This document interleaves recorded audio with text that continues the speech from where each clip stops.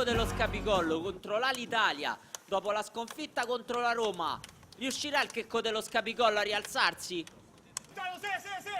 Zino la mette dentro per Andreuccioli, sotto le gambe del portiere, 1-0. Parte benissimo l'Alitalia con Gianluca Andreuccioli.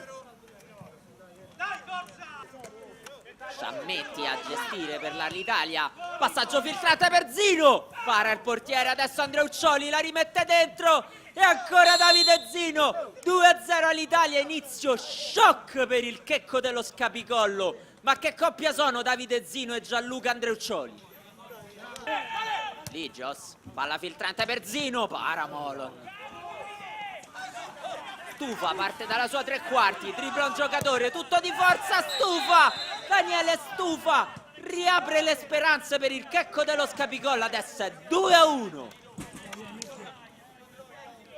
Checco dello Scapigollo ora a destra, un assist per Stufa, il tiro, para Rossetti.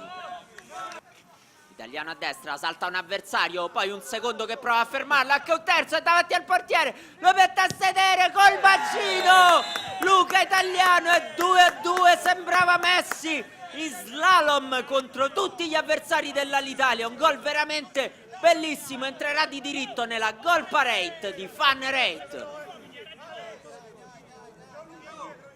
Sempre Maramao col destro, palo.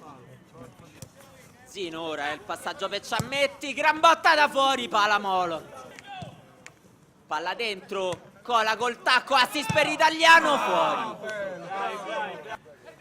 Palla dentro adesso per Krasimir col destro, l'ha messa all'angolino destro, Bogdanov, Krasimir è 3-2 per il Checco dello Scapigollo, erano sotto di 2 reti. Punizione ora battuta velocemente verso Nardecchia, para il portiere e poi Krasimir, facile, appoggia per il 4-2, il Checco dello Scapigollo è stato come un uragano che ha travolto l'Alitalia. E l'arbitro fischia per 3 volte, cala il sipario anche su questa giornata di Serie A di Lega Calcio 8. Il Checco dello Scapigollo si riprende la vetta della classifica con una prova convincente, un 4-2 che non lascia appelli.